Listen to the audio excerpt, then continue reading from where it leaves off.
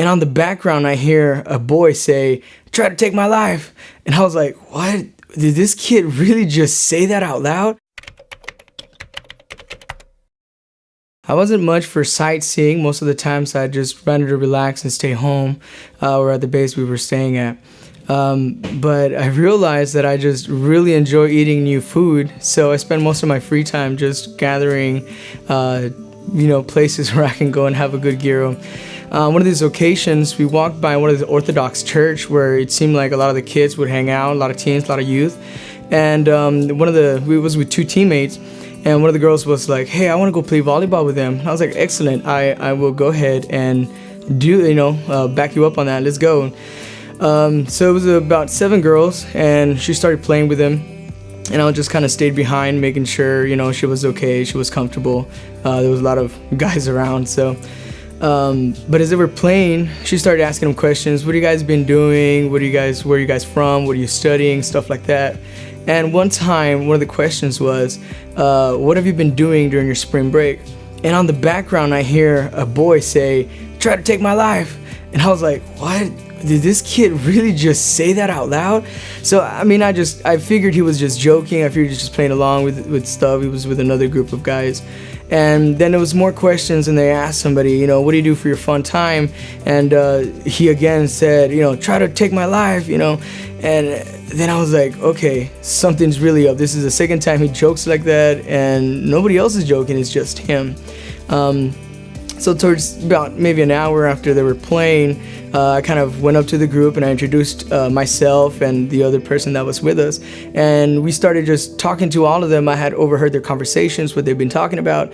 So I, plugged in that we were missionaries, that we were here in Athens for a certain amount of time. We were trying to help out, and so we said, we really believe in God. We're not here to post a religion or post a certain faith. We just want to share God's love with you guys.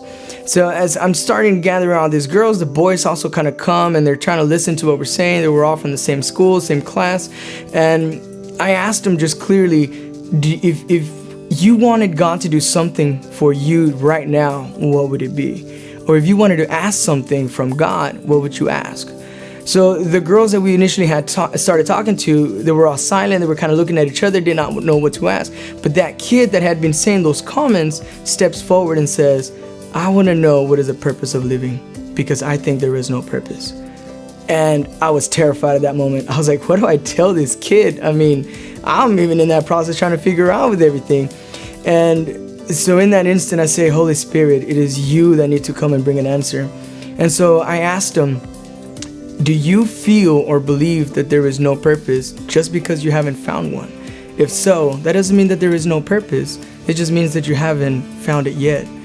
But there is purpose to life." And it says, no, once you die, that's it. That is over and done with. Your body dies and you're just put in a hole and you're rotten. And I guess he was figuring that I was gonna contradict him, and I actually said, "Yep, you're absolutely right. That's exactly what happens to our bodies." So he's now dumbfounded. He's eyed wide open and now is intrigued into what I'm gonna say. And I say, "But you know what? Your life can make a difference from now on." So I asked him, "Do you know Albert Einstein?" And honestly, I have no idea where that popped in my mind, so I know that was the Holy Spirit speaking. And he goes, "Yeah, I know him." And I was like, "How do you know him if he's been dead for ages?" And he says, "Well, he's got all this science and he's taught all these things, and there's wonderful writings he has, and there's teachings and all these inventions." And I was like, exactly. So he had a purpose in his life that even though now his body is dead, we still know him because of what he's done. So what's to stop you from doing something great and living on and people know you? Have a great purpose in your life. And he was just shocked. For the first time, somebody had told him that there could be purpose for his life. And so I was there and I didn't know where else to go, and he started trying to again contradict me and try to oppose what I was trying to tell him, and him trying to say that there's no reason for us to live. And all I could say is, well, think about what you could do today if you can mark somebody's life and change them. And then I said, look at me, here I am from thousands of miles away, half across the world. I am in this place, and my sole purpose was to come to tell you that you have a purpose, and God has it for you. You just need to trust in Him, look for Him, and ask Him, what is your purpose that today can make a difference in your life and maybe the entire world? And we got to pray after that for them.